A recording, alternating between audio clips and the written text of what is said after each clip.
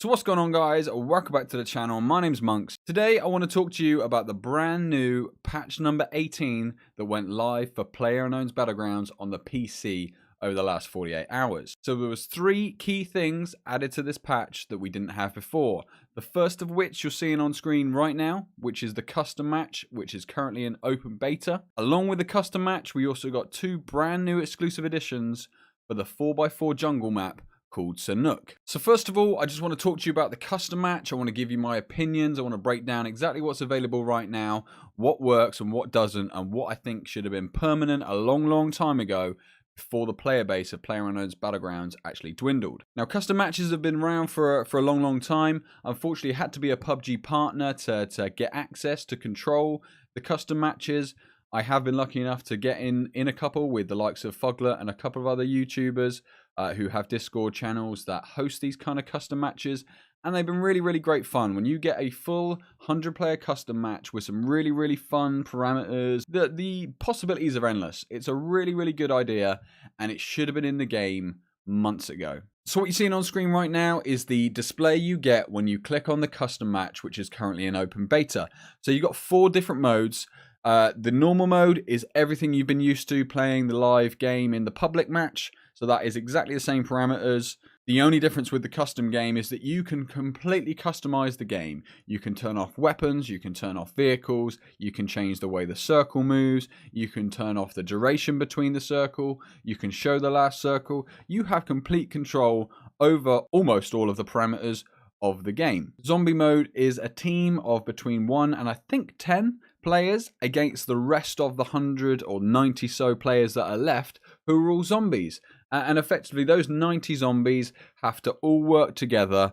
I believe you don't have any weapons, you don't have anything. You've just got to try and melee or hit the humans, and the humans have just got to survive this onslaught of everybody. And again, this mode is great if you have a full 100 players, but in an open custom game scenario like this, you just cannot get enough players inside there to make it fun and make it viable. In fact, it's a very boring game mode if it's not set up correctly. So, I mean, right now, my feeling is that is kind of useless unless you have a big enough community to fill up that server. War mode is everything we've been playing in the event mode. So that is deathmatch with respawns, and you have to reach a point goal, whether that's getting kills, knocks, revives, all that kind of stuff to get you up to that 200 point score for your team to be the winner.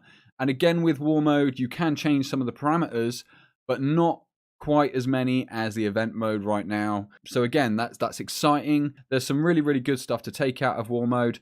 And then esports on the end is exactly the same as normal mode or public match, but this is just designed to allow teams to go in there and practice with exactly the same rules and parameters that they would be playing on the esports stage in one of the competitions. So it's my understanding that the circle moves very differently. The times between the circles are different. And again, it's aimed at bringing people together a little bit quicker to engage in that inciting kind of gameplay. They made it a little bit quicker. So that's really good. If you're a team of 4 people that are training for esports, you can now go into the esports mode and practice in like a professional environment with the same rules. So again, I think that's a really great idea. The biggest thing for me about all of this kind of stuff is that I'm looking at the screen now and I feel that this is the way that the game should look on the off. There shouldn't be any public match. This should be the lobby that you drop into. And inside of here, you either jump into a public match of either normal, zombies, war, or esports, or you also, maybe under the paywall, have the opportunity to create the custom matches of your own. Now, I think there are enough games out there that have done this correctly and done this properly for years and years. And as great as it is seeing this, it also makes you think that PUBG waited far too long. I mean, as everybody knows, the PlayerUnknown's Battlegrounds player base is about 50% of what it was this time last year, because of the likes of Fortnite, because of all the likes of all the competition coming through.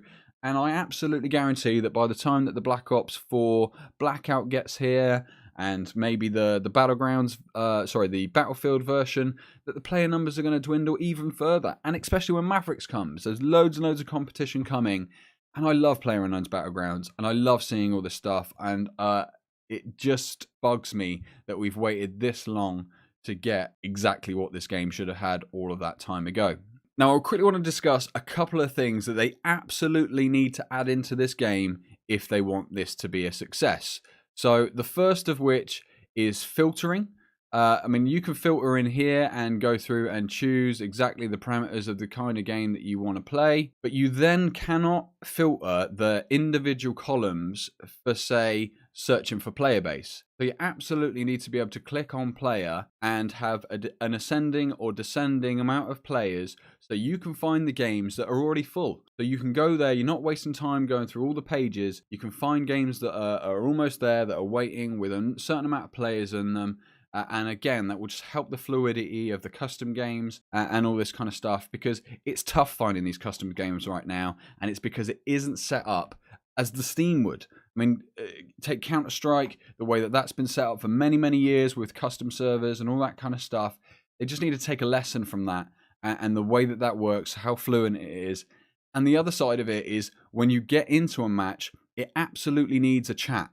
It needs either a typing chat or you need to be able to talk to each other, because how can you tell the host to start a game or wait because you've got another couple of players coming? All that kind of communication stuff that just absolutely has to happen in these type of games just isn't in there right now, and it needs to be.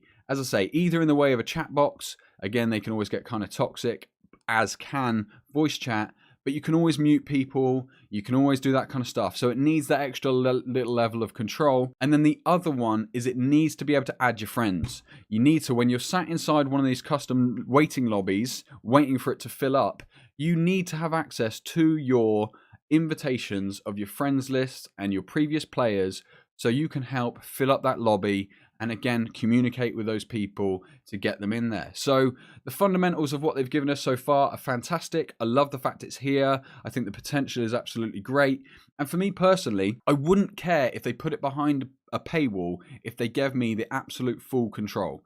If they just gave me everything that I had behind a little paywall. I mean, some suggestions were made last night that they tag it onto the event pass. Maybe you get like a premium event pass where you get access to the custom servers and that kind of customization. And that's an incentive for people to buy their season pass and become part of this buying in culture that they're trying to create.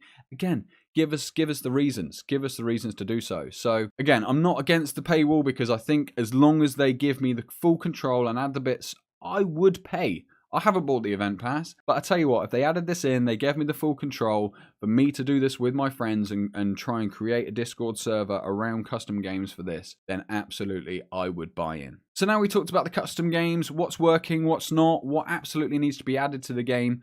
We should jump into the Sanhok exclusives by the way of the QBU DMR rifle that has replaced the Mini 14 inside Sanhok. This is a 5.56 rifle. Unfortunately, it only starts with a mag of 10, exactly the same as the SKS, so not the 20 that the Mini had. And it actually has a bipod on the bottom, so when you lay down, the weapon is very, very accurate. Now, as you'll see from the footage, it's powerful. It is powerful, it is accurate, it's a beautiful, beautiful weapon. I like the addition to the game. I'm not sure the game needed another reason for people to lay down, especially in this kind of environment. But again, whatever, it's a great weapon. And most of the time in these environments, you don't have enough time to lay down. So unless you're a camping little Ben. So yeah, I'm all for it. It's a great weapon. I think the recoil needs a look at. But other than that, really, really happy with the way it looks. I think it looks absolutely beautiful. Yeah, happy. And also the RONY. We were promised we were going to get a tuk-tuk, but we didn't get a tuk-tuk. We got a RONY. And the RONY is a 4-seater little Jeep. Not a Jeep. It's like a little...